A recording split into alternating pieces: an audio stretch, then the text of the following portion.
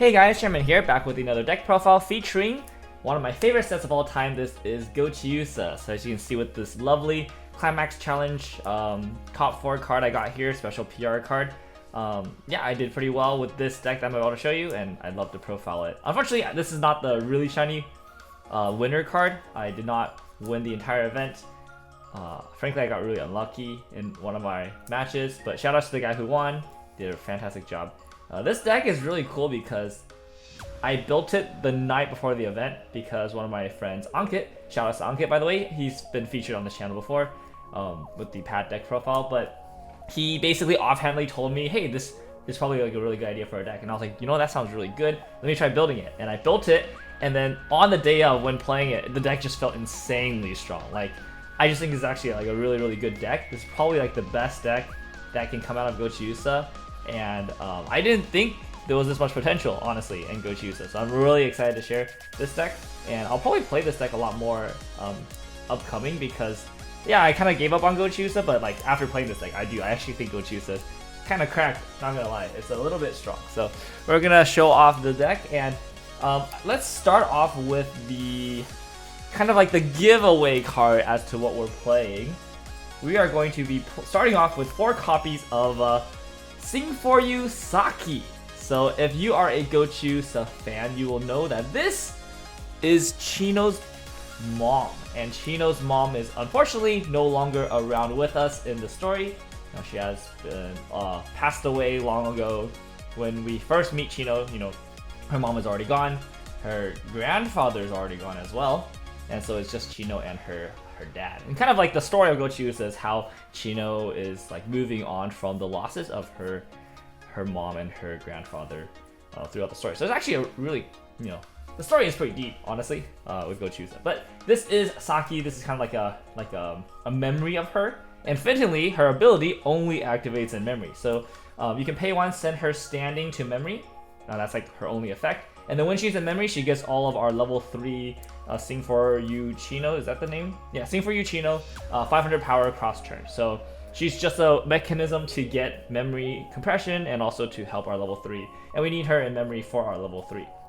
So we just play 4 just so we can get 2 of them in memory, because we do need 2 in memory. And then the others, like, we probably level 1 of them for our level condition, just to get blue. But yeah, we play 4 of that.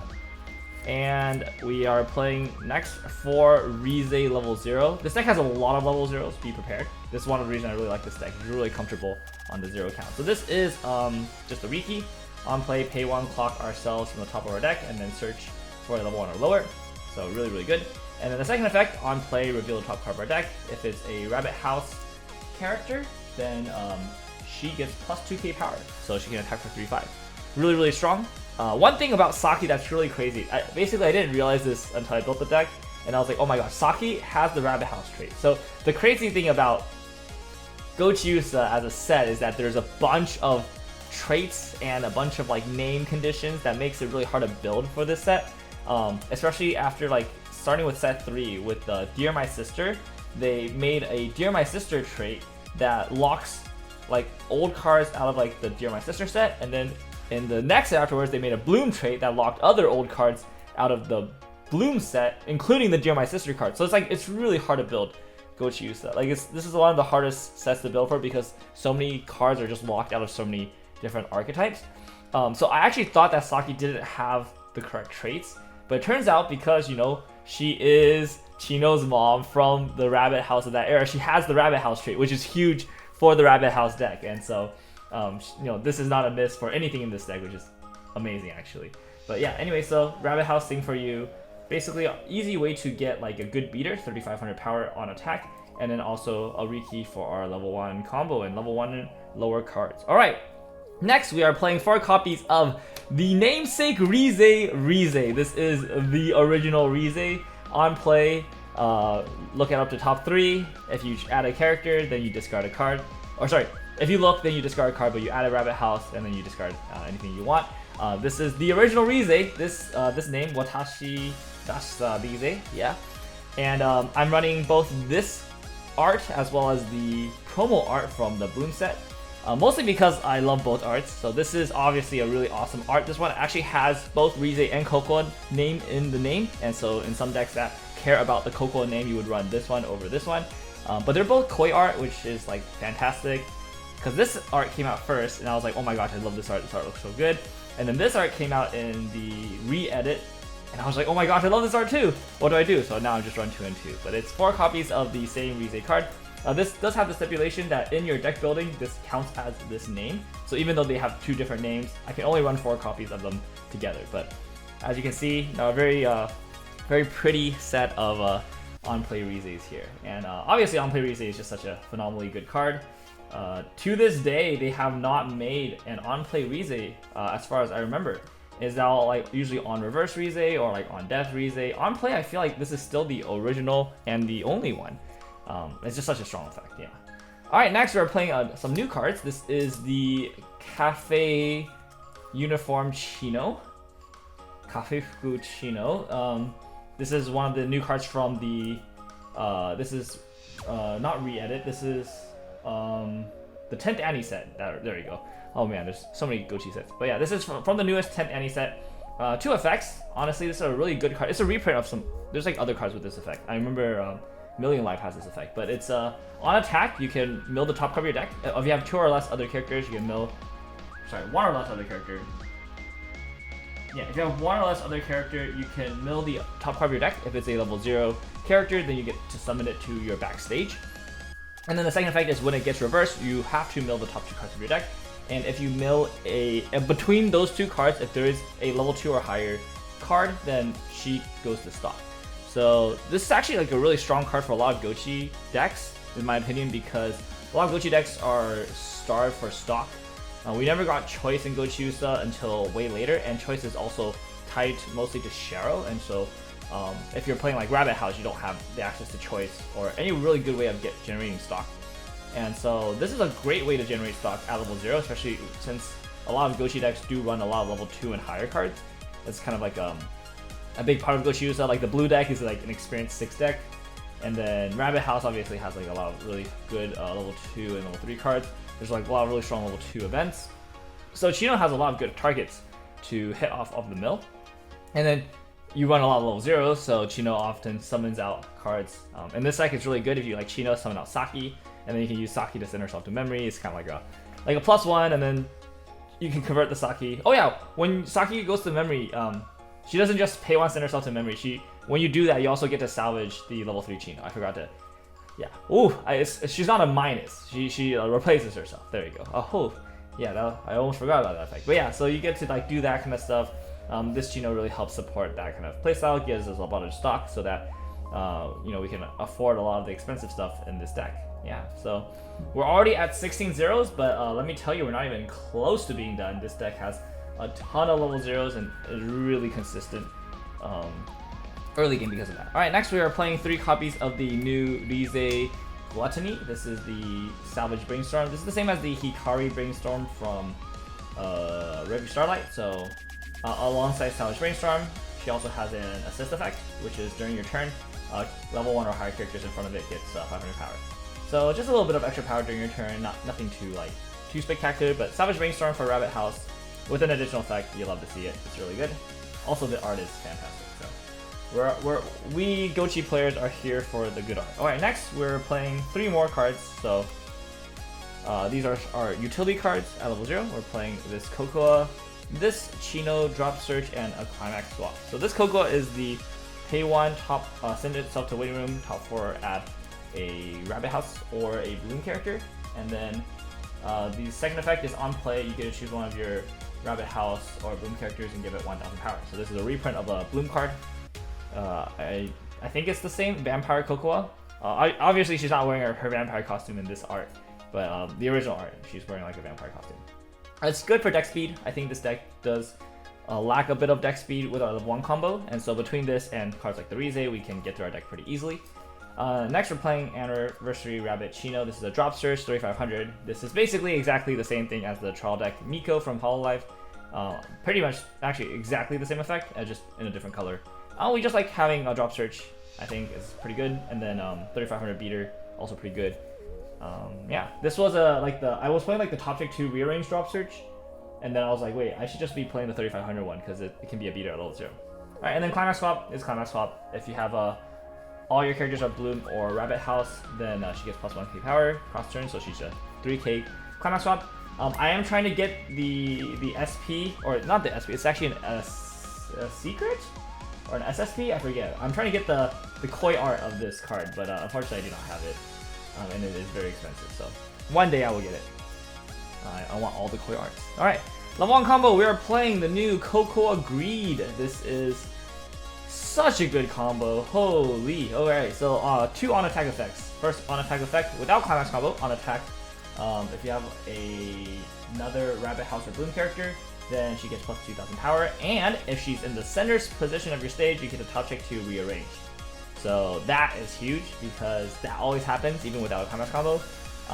Basically every turn you want to have a Cocoa Greed in the center slot of your stage to attack with last, and then on your last attack you can look at the top 2 cards of your deck, and if you see a climax, then you can either trigger it, or if you don't want to trigger it, you stack it second, and then you get the guaranteed cancel. So it really helps out with kind of like not triggering climaxes when we don't want to, especially on the last attack, and also setting ourselves up for something like so powerful as like a first attack cancel. So yeah, I mean that's just insane. And then the climax combo is really straightforward. Just one attack if you have another Rabbit House, or sorry, if you have 2 or more other Rabbit House or Bloom characters, you just get to salvage a card. So yeah, there's just no questions asked, salvage, very, very strong. Plus with the center slot ability, just makes this such a really good card. Not just a combo, but like basically every turn you want to have 1 copy of this at all times just to attack with it.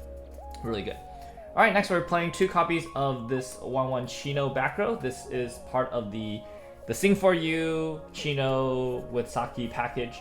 So there's a level support. When you play her from hand, you get to choose a level 0 Saki from your waiting room and send it directly to memory. So basically bypassing the cost needed to send the Saki. And then whenever you trigger a pants, you can discard a card.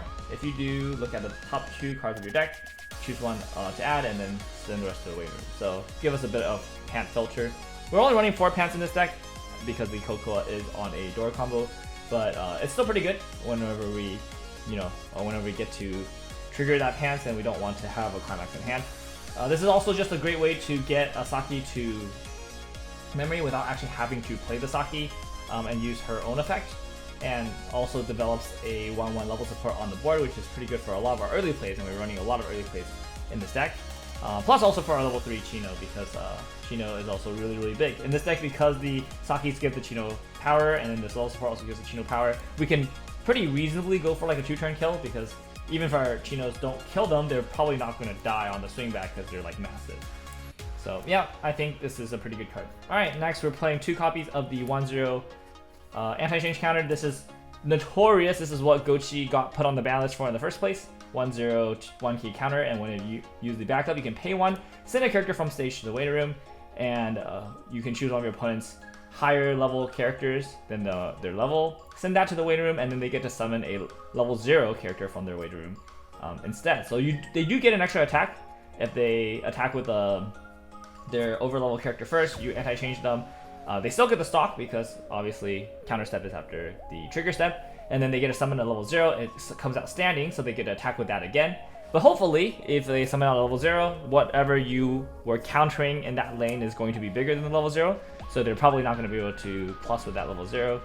And most importantly, it's just such a cheap anti-change counter. It's only pay 1 stock, and then you send a character from stage to waiting room, which is basically free. You just send a character that was going to die anyways.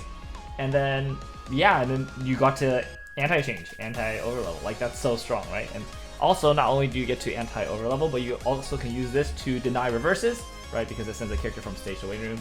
And being able to do both of those things at level 1 is what makes this counter so oppressive. And, what made it so oppressive at the time, it got banned. But even nowadays, this counter is just insanely good.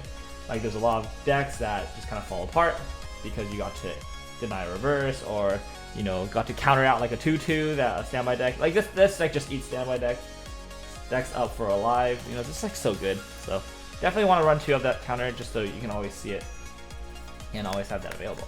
Alright, next at level 2 we're running 3 cards. So we're gonna show them off all at the same time. We're running this 2/1 Cocoa, this 2/1 Mocha, and the Free Fresh counter. This is the one of the promo arts of the free fresh counter. Very cool. All right, this 2-1 Cocoa. Kind of crazy effect. They've been printing a lot of these recently, and I think it's kind of an insane effect, honestly. But so on play, you can choose another one of your. You can choose up to 2 of your characters. There you go. You can choose up to 2 of your characters during that turn. They get the following effect: when this card gets reversed, if the battle opponent is over level, then you get to reverse that character as well. So this is like the new wave of like level 2 Adachis, because like they've been printing like the anti-over level bombs at level 1 now, and so how do we make the level 2 ones like worth playing, right? And you know, for a while they experimented with like the card titan effect, like the mill 3, if you hit a climax you get to kill something effect. But now they're using this kind of effect, which I think is insane. And in this deck specifically, it goes really crazy because we have so many level 0s. And so this can transform 2 of our level 0s into Adachis at level 2, which is insane, right? Like we get to just like play 2 utility cards, and then we play the Cocoa, and now they're killing our opponent's early plays or killing our opponent's like standby out targets at level 2. Like that's just so high value. So this Cocoa is crazy. Basically, yeah, just is insane. That card is crazy. Alright, and then this Mocha, this is the only card in this deck that is not Rabbit House trait. As you can see, her traits are Bread and Bloom, so be careful of that. This is going to be a miss for a lot of our effects. For example, we can't add it off of Rize. But she is really important because on play, we get to pay 1, ditch 1, and Fumio 1 our opponent. So shuffle all cards from our opponent's waiting room back except for 1 climax of their choice. And obviously, yeah, that's really, really strong. And she also has an on-play blink effect. That's not as relevant, but pretty good. 2 kind of like utility, like tech effects all in 1 card. So that's why we definitely want to run this. The only other Fumio option in Gochiusa is a 3-2 Megu, and Megu is also not Rabbit House. So no matter what Fumio option we go for, we are off trait. So might as well play the level 2. That also has like a pretty good secondary effect. Alright, and then free fresh counter is free fresh counter, pay 2, refresh our deck. Pretty good, you know. Sometimes we get a lot of stock and we're not in a good deck state, so rather than using a ton of stock to reset, we can just use the counter. We also have some decent early plays to protect with something like a 2-1 counter, so not a bad choice. Alright, speaking of early plays, let's go through all 4 of our early plays here. We have the Anniversary Rabbit Cocoa, we have the Halloween Night Chino, we have this like Trick or Treat Mocha Chino Cocoa group card, and we have the new Rize card from Tentani. Alright, let's start with the Anniversary Rabbit Cocoa. 2 or less climaxes in waiting room are level -1 level in hand. And on play, we have 2 potential effects. We can either heal a card from the top of our deck, and she gets plus 1500. Oh, actually, she gets plus 1700 power on play no matter what. And then we can either choose to heal or salvage a Rabbit House or Bloom character. So that's pretty good. Like flexibility at level 2, we're probably going to use her to heal. At level 3, we can use her to salvage into one of our finishers. So yeah, just really good flexible early play card. Next, we have the Halloween Night Chino. This is also a 2 or less climaxes in waiting room, -1 level in hand. She gets plus 1k power for each of our Bloom or Rabbit House back row, and her heal is the heal to stock. So on play, discard a card, send the top card of our clock into stock. So the reason why we're running the Chino, even though we already have the Cocoa, is because it's a different type of healing to stock, and she is our biggest early play healer cross turn. So cross turn, she's going to be 11k power. In front of our 1-1 level support, that means she's going to be 12-5, and it's pretty good in terms of like contesting board as well as winning some board presence and advantage. Like basically we can play her in front of the 1-1 Chino and we can expect her not to die, which is pretty good. That means we don't have to replace her in the following turn. All our other early plays are kind of small, so it's nice to have one that is particularly big. Alright, next we have the smallest early play healer. This is going to be the Chino and Cocoa and Mocha. She does have Rabbit House even though she has Mocha, because thankfully the other girls give the Rabbit House trait. Early play condition is 4 or more other Rabbit House or Bloom character, or sorry, not Bloom, this is a Dear My Sister card. Rabbit House or Dear My Sister characters on the board. So make sure we don't play, if we play this Mocha, we cannot early play condition with this card, so that is very important. On play, she gets plus 3500 power, and the following effect: when it reverses a level 2 or higher battle opponent, we can pay 1, to salvage a character from our waiting room. And the heal is also heal to stock, so on play, discard 1, heal to stock. The reason why we play this heal to stock in addition to this is because of the early play condition, which makes it easier to play if we already have a bunch of climaxes in our waiting room.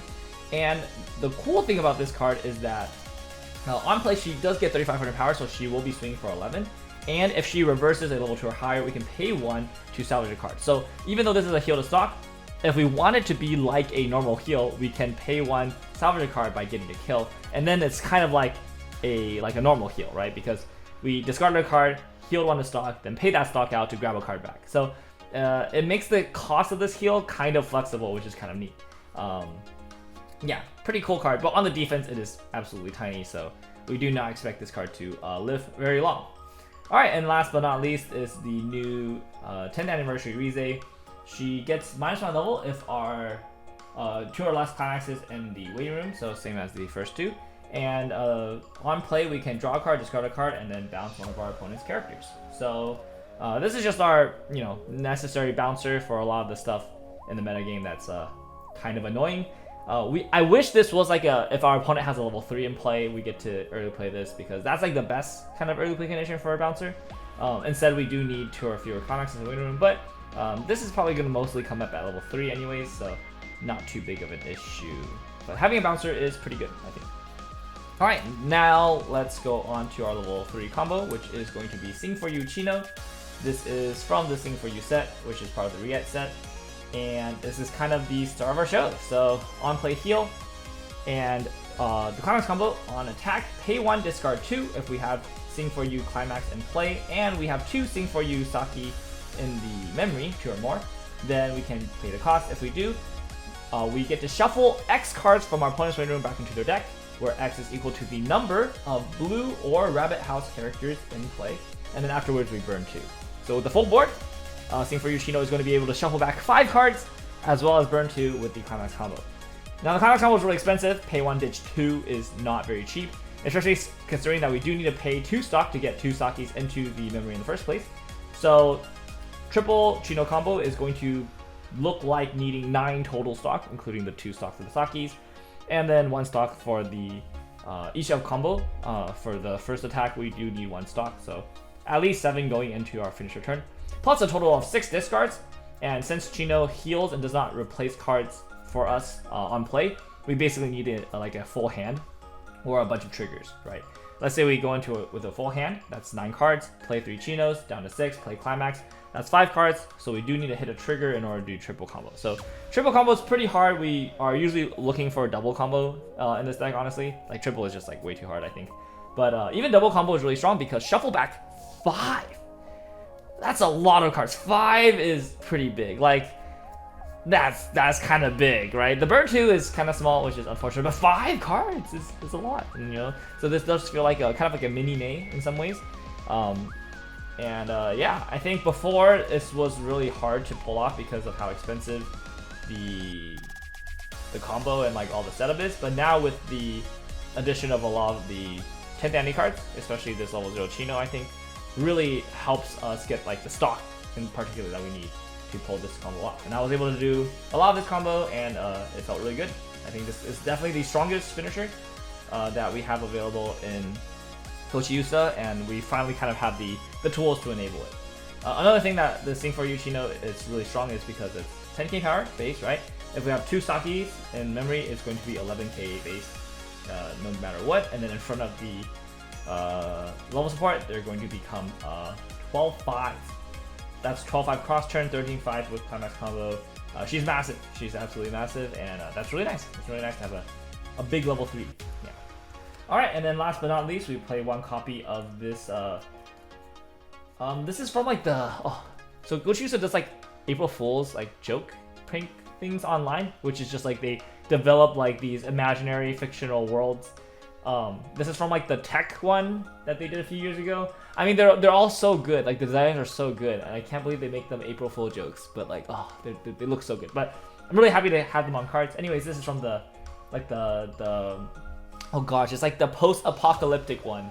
I forgot what it's called, but it's like this is the Chino, and this is the exact same card as the Miku level 3 from Quince on play search, and then on attack pay 2, ditch 1, Icy Tail 4. Just like an off finisher for the deck. And Climax spread, of course, is going to be 4 door for the Cocoa, and for Pants, Sing for you for the Chino. Yeah, so I think this deck is really good. I was playtesting before this build. I was playtesting Cocoa Greed with Chino Envy as the level 3 combo. Chino Envy is the new one from 10th Annie, which is it's like a healer. It changes from a 1/0, and then the Climax combo you can either burn 2, or you can have it get -2 soul across turn. And that deck was fine. It was fine. It was just like fine. It didn't feel particularly good. It didn't feel particularly bad. But because of like the Chino, because of that deck, like I think that deck requires like you to play like the 1/0s to change into 3/2s, and then you need to play a bunch of cards that protect the 3/2s. So it just made the deck kind of feel clunky at times. And then the level 3 doesn't like actually get power, so it like dies really easily, and then it doesn't replace cards because it heals. So like you just end up running out of a lot of resources. It's like really unfortunate. But then this deck, it feels a lot better because our level 2 game plan, we're just playing early plays, and we're continuing to do like the Cocoa Greed stuff, which is like really strong, and we compress, we get a bunch of resources, and then level 3 we get a wombo combo kill them, which always feels really good. So yeah, this is my Gochiusa build that I've settled with. I think this is probably the best Gochiusa build currently available, at least for Rabbit House.